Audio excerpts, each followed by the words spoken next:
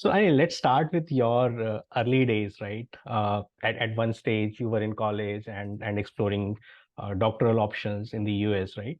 So, how the life used to be at that point in time, and how was your doctoral journey? Yeah, it was actually interesting because I did my MBA from FMS, and most of the people took jobs and started on their careers.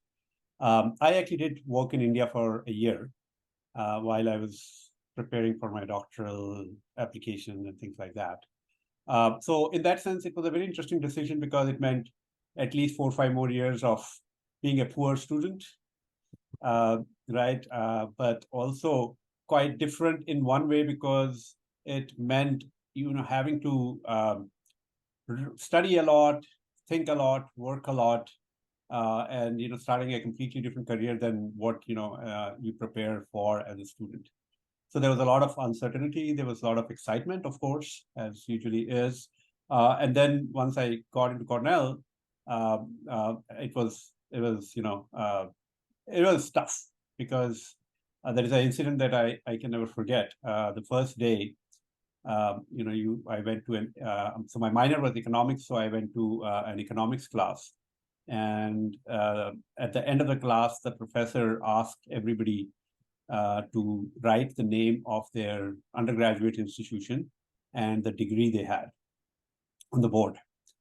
And of course, I went there. I wrote my undergraduate was from Kurukshetra universities or REC Kurukshetra at that time. So I wrote REC Kurukshetra. I Mm. wrote my degree, which was engineering.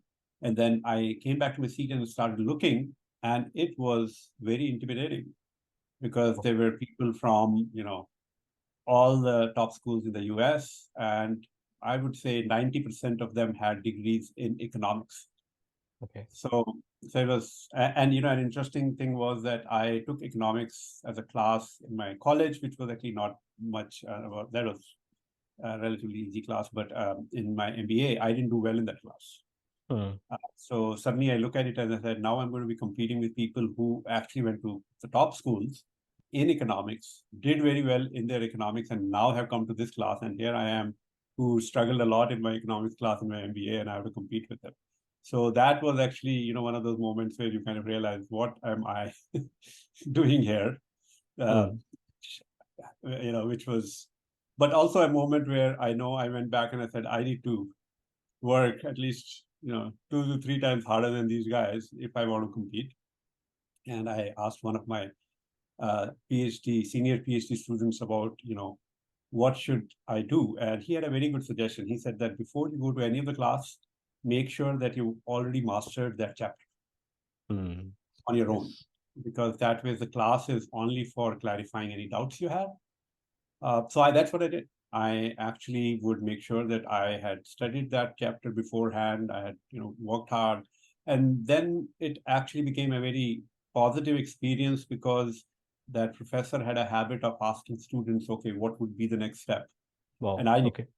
So I actually did very well in that class, and I eventually ended up doing 800 level courses, which are the toughest courses that you have of any at the postgraduate level. So it was kind of fun, but it was a very interesting experience right on day one. And subsequent to that, actually, I really enjoyed um, um, reading marketing papers, and so I actually must have read 60-70% of papers that had ever been published by that time. So I used to read, I used to understand them, and worked hard and had really good outcomes because of that. That's very interesting, right? Because it took almost more than a decade for me to realize that I want to grow in marketing, and you did that via your PhD days. So what was the motivation that engineering to economics and PhD straight away? I think it was more, there were two, three things. One was I was interested in marketing. It sounded very fascinating as a subject. Hmm. There was, and also had a good experience with marketing professors at FMS. So that was probably one of the reasons. Then doing a PhD was probably driven more by, I think my dad more than anyone else. He had a Okay. PhD, and he was always keen that I do a PhD as well.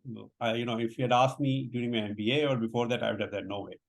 Okay. Uh, I'm not going to be doing it. But I think that played at the back of my mind, and I actually decided to go ahead with it and do that. So that was part of it. Part of it is that it was a hard course. So let's go for it and let's see what happens. So I think those were all different challenges that were coming in.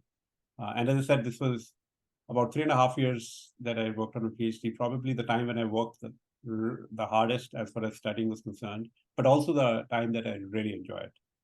Uh, um, you know, really learned a lot, uh, and it really challenges your mind. You are among the most finest minds in the world. Hmm. You have to solve challenging problems. It's kind of fun. I enjoy it. That's great. So it looks like a story that doctor ka beta doctor and engineer ka beta engineer wala. That's how you started, but you actually changed after that a lot, right?